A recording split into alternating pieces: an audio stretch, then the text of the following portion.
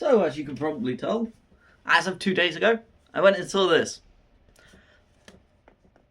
Not the poster, I've had this for a while. The Infinity Castle movie. Big fan of Demon Slayer. I have the swords to prove it. I have the statues to prove it. I absolutely adore the series. We finally got to see the debut of Kanal's sword. I saw it 2 days ago. I am going to see it again tomorrow night. Oh, the film is really good. The animation is absolutely amazing. There will be spoilers in this video, but I will let you know when I get to them, because I will talk for about 2-3 minutes on non-spoilers, then go into it. Then go spoilers. Why did my heart shot up being like, yo?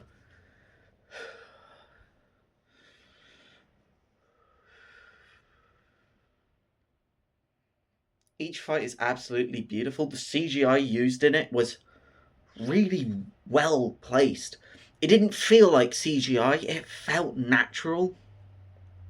And it's absolutely incredible. The film's pacing's a bit off. At times I did feel like, okay, this kind of feels but it did feel right at the same time because it felt perfect for breaking up the action, because otherwise the film would be full fight, fight, fight, done. Oh, wait, no, sorry. Full fight, backstory, fight, backstory, fight, backstory. End. It is really well done. Some of the backstories were... One of the backstories I hated. It's in my opinion, it's the weakest point in the entire film. But it just keeps getting better after that. Because it's really early. It's the Doma Shinobu fight. Now, that's not a spoiler because they did release posters for it and they fully teased it. That fight was easily the weakest of the three. I absolutely love the fight. Don't get me wrong, it is a beautiful fight, but of all three, it is the weakest. The rest of it is brilliant. The Doma backstory sucks. He's just an entitled prick. He's an entitled prick. It's the most I'm going to say. Because otherwise I go into spoiler territory, and I'm not ready for that. Again, with this CG, the CG used, half of it I felt like wasn't actual CG. It felt like actual anime. Like it was actually hand-drawn, not proper CG. And then the rest of it felt proper CG used to enhance the quality of the anime. Like, if you get what I'm saying, it's fucking brilliant. The choreography, the fights are incredible. Each one is done beautifully. Each character used for the film is incredible. Zenitsu, bloody Tanjiro, Gyo, Shinobu, even the fucking demons are properly done. They are incredible. Now, this is where I'm going to go into spoiler territory, because I'm running out of things to say without spoiling this. So, here's your warning. Spoilers. 3, 2, 1. Shinobu fucking dies and I'm fine with it. Shinobu's death felt right. Which is why I think the Kanao fight could easily be best in the second film. Because it sets up the seed for Kanao versus Doma beautifully. Kanao walks in as Shinobu dies and is getting absorbed by Doma. Draws her sword immediately and is ready to kill Doma. Doma starts the fight off by saying, "You seem very weak, going only for thrusts. Your poison is not having an effect on me." And that's setting up the fact that she's fucked. You know off the gate, the second she walks into the same room with Doma, she's dead. bloody, and the fight is not. It's not my favorite of all the fights in that film. It's not my favorite. Zenitsu's is. I hate Zenitsu. I will continue to hate Zenitsu. Zenitsu's personality is annoying as fuck. He's his sword is so cool. His fucking breathing technique is my favorite in the whole fucking series. I'd argue it's one of the best ones. With this film, you see the attack power, you see the speed, and it is incredible. But my god, Zenitsu sucks. In this film, he becomes a better character. Why wasn't he like this the whole time? I get that it's for backstory reasons. The fact that we got to see what's in the letter, and it says, bloody, your grandpa killed himself due to Kaigaku trying.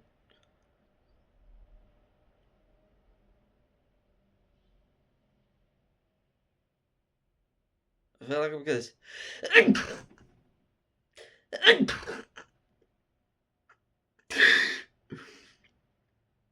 gonna say I feel like I'm gonna sneeze. Ugh. Kaigaku turns into a demon because of out of spite for Zenitsu. He hates Zenitsu because Zenitsu was able to master first form of thunder breathing. Zenitsu can only use first form. Meanwhile, Kaigaku can use every other form. And Kaigaku says, like, Gramps always favored you because you were able to use it. Zenitsu's like, bitch, no, he cared about the pair of us. He was proud of both of us because he managed to train us and make us proper demon slayers. The fact that he had two demon slayers who were both able to use every form of bloody breathing technique for thunder breathing is incredible. And if they used their techniques perfectly, they could have been an unstoppable duo. They could have defeated Muzan in minutes. Like, Zenitsu would have used thunder breathing, first form, thunderclap and flash, constant flux, dashed around the Infinity Castle, found Muzan, fucking broke the orb that he's in. Kaigaku would have gone, heh, fifth form. Slash. I can't remember the fifth forms. And it is incredible. Zenitsu is on the ropes. Literally, Kaigaku's like, you're fucked. Ha. Zenitsu's like, you think I'm the weakest? Nah, bitch. I'm him. Pulls out seventh form. There is meant to be no. There's meant to be 5 forms of thunder breathing. He pulls out 6th. And it is beautiful. Because he kills Kaigaku in an instant. And it is absolutely brilliant. You then go into the Akaza fight 5 minutes later. You get everyone healing Zenitsu. You get the fucking crows flying around scanning for what's his face? Muzan. I forgot his name. I forgot Muzan's name. That's bad. And they see a bunch of the upper moons. They see Akaza. Then you go towards Tanjiro and Giyu, who's running towards him. Then the fight begins. That fight is really fucking good. It's the longest in the film. And then towards the end of the fight, Akaza gets his head cut off. He's already trying to reconnect it, just going, fucking stay on, you twat. Half reconnects. They kick his head away. He still lives. It's managed to... He's living off of pure spite. He's pulling a Star Wars. He's pulling a fucking Star Wars going, yeah, I'm gonna live off of pure spite. Anakin only survived off of pure anger. Darth Maul, anger. Akaza, anger. Fucking Giyu and Tanjiro tag team him and hit with a Talk no Jutsu. Fucking triggers his PTSD. Nah, it's not PTSD, it's his backstory. Backstory is fucking incredible. I loved his backstory. It was beautiful. It was depressing. I loved every second of it. Because you see him bloody as a young kid who tried to protect his dad, wasn't strong enough, and ended up gaining tattoos on his arms because of him stealing a man's wallet, got lashed 100 times, and they cast him out of the village. He moves over to a different town, tries to do it again to get more medicine for his dad. This guy finds him, just like, yo, you win against me, you get out my wallet, alright? But I win against you. You join me in my dojo. And Akaza's like, yeah, alright. After he's just kicked the shit out of 7 dudes. Akaza just kicks the shit out of 7 dudes. Fucking, this guy shows up and is like, okay, I get this, you get that. If you lose, I get this, you get that. Deal? And Akaza's like, yeah, sure. Dude bodies Akaza in 2 seconds flat. And trains him in his dojo. Everyone hates his dojo because he's teaching martial arts instead of proper swordsman. Instead of going, he's teaching him. It's fucking stupid why they're having a go at him for it. And yet, it's done beautifully. His daughter's sick, and he wants to help her. So he asks Akaza, in between training, can you help my daughter? Can you look after my daughter? Because of his experience with his dad, he helps his daughter and he has patience to deal with her. And the daughter goes, I'm sorry I robbed you of happiness and fun. And he goes, nah mate, don't worry about it. I'm alright. She goes, but I'm so sorry. And he's like, nah mate, shut the fuck up. Shut the fuck up. Let me give you a back rub. And she goes, go see the fireworks. And he's like, yeah, we'll go together in a year or 2. The only person who believed that she would live for longer than a year. Her mother killed herself because she found out she was dying. He eventually nurses her back to full health, where she's able to walk around being like, hey, I'm alive again. Yay. Fucking incredible. And ends up marrying Akaza. Not sure of the ages. Felt a little wrong, but also felt, character-wise, that felt right. Age-wise, Japan. It's probably Japan aging. Just noticed my Misa statue. Like that's how my Misa statue was staring at me. I just noticed that as well. Like, what the why the It's the one part I hate about that statue. It's the fact that the rest of it is incredible. It's just, it has an ass. Like, that's the only problem I have with it.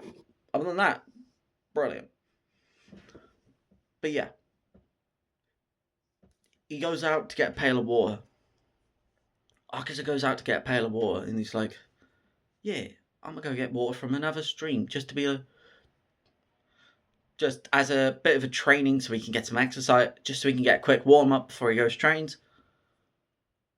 They have a well in their dojo. The master and his wife drink from it. It was poisoned. The well was poisoned, and Akaza was the only one left alive. Before he made it, he threw up knowing they were dead. He knew they were dead. He did not do it. The dojos around him poisoned the well because they didn't like the fact that they were teaching martial arts.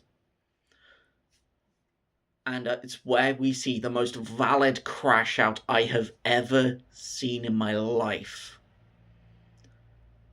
Akaza sees the nearby dojo, knows that they poisoned it, all of them armed with wooden and metal swords. Meanwhile, all he's got is his fucking fists. Man closes the door, fucking slaughters every single one of them. There was about 20 dudes in that one room. All armed. Akaza, with just his fists and a bloodlust, says, "Nah, you did." Fucking Muzan pulls up and is like, "I heard there was a demon in town, but I didn't send any here." Sees Akaza walk in and is like, "Ah, that's the demon. You look more like a child." And he's like, "Bro, you want to catch these hands as well? Fuck it, I'll kill you." Actively threatens Muzan. Muzan's just like, "Heh, I like you. Drink my blood." Drinks his blood to forget the pain and to get stronger. In a quest to get stronger, ends up becoming a demon.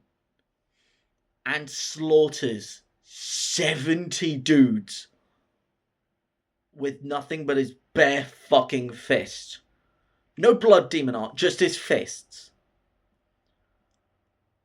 In seconds. And backstory ends, cuts back. Akaza's fighting it, being like, "No, I must keep living." Yet his head is going, "End. Die. You have lived your course. You do not need to live." Yet his body is actively fighting it. And, my god, I'm fucking getting choked up over this. Why the fuck am I getting choked up over this? This is... fuck.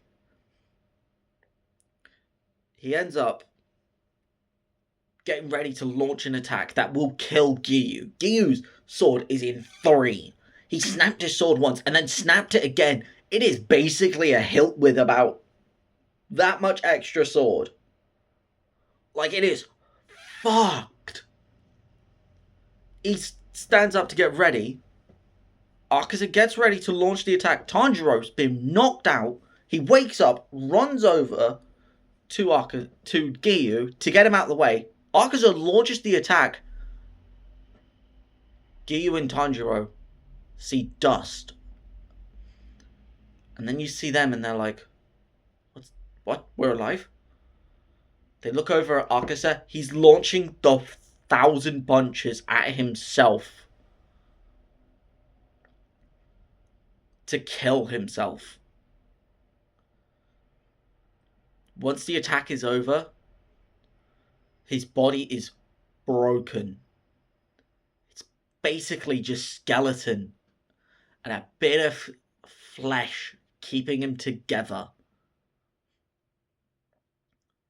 And yet his body is still trying to repair himself. So he's ripping it apart, saying, "Please, end it.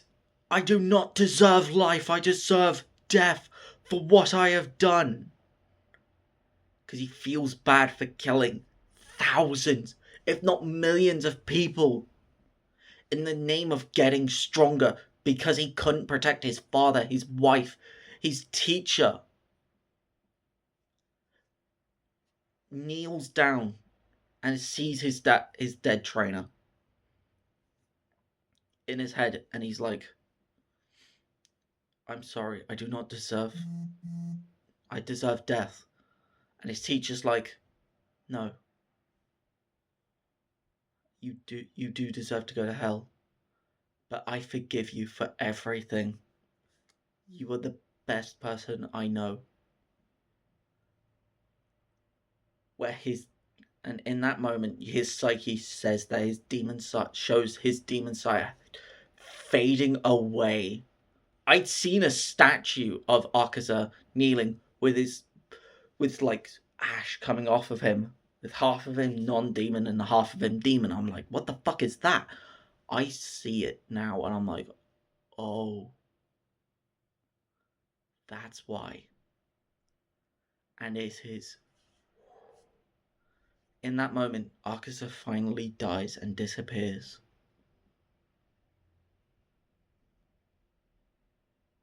Tanjiro and Gyu get up to be like, we must continue running around this castle to fight. Immediately, bang, both hit the floor. They are drained. You see everyone else running around the Findy Castle, trying to see what upper moons they can fight and whether they can take them. Movie ends. It is beautiful. One of the best films I have ever watched. My favourite film of all time is easily Tangled. This is my favourite film of all time. Tangled. I adore it. Yes, that is the Disney Infinity character of Disney Infinity of Rapunzel. This is the Funko Pop. They have released more Funko Pops of them, and I do want them.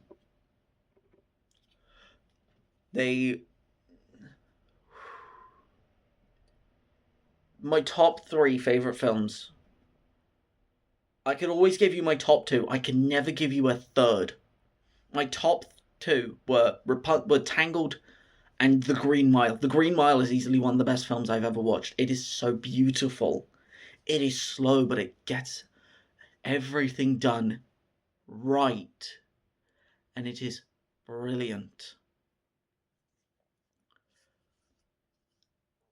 And now Infinity Castle comes out, and I'm like, this is better. Because even though it leaves off with a cliffhanger, setting up only one fight, technically 2. Because Inosuke's running around being like, Bird, show me who the fucking strongest demon is, I want to kill something. Actively running around saying, I want to kill something. Genyu's running around looking for Sanemi. And then you cut to fucking Kanao standing face to face with Shinobu, being like, I will fucking kill you, no matter what. Your life will end now. So I imagine the next film will open with that fight, hopefully, because this is going to be a long 2 years. It's going to be a long 2-year wait for that fight. It's going to be a good one. And that's the only fight they set up. Inosuke running, and Kanao versus Doma. Obunai and Mitsuru are just running around. Same with Gyome and Muichiro. They're all running around. Now I have predictions for fights I want. The fights I want is Nakume versus Gyome. That's a fight I really want. The second fight I want Obunai and Mitsuri versus Kokushibo. Kokushibo is one of the best swordsmen out there. And then you've got Obunai, who is in love with Mitsuri and will die protecting her, who is willing to die protecting her, who I imagine will die during a fight with her, protecting her, so she can end the fight. Now, the reason I want Gyome versus Nakume is because Gyome's fucking weapon is a ball and axe.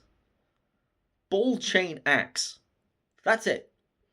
And he keeps constantly throwing that ball, ready to kill something. I imagine that Nakume fight will end with Nakume killing Gyome, but with the ball still travelling towards her head. She plucks the strum. She strums it and goes, bong, fucking changes the direction of the ball. Meanwhile, Muichiro slips in and kills her, using Gyome's weapon as a distraction to kill her. That's what I imagine will happen. Will it happen? Probably not. Do I care? No, the shit's fucking awesome. But yeah, that's it for Demon Slayer. The film was fucking incredible. If you have not seen it, go see it in cinemas. If you have not watched Demon Slayer, go watch the series and then go watch the film in cinemas. I'm going to see it tomorrow again. This video took 4 attempts. No, 3. This is my 4th attempt. 3 videos I made trying to do this over 2 days. I have been struggling to find the words. This is everything I wanted to say. And you want to know something? It's fucking worth it. Thank you for watching. See you guys later. Bye.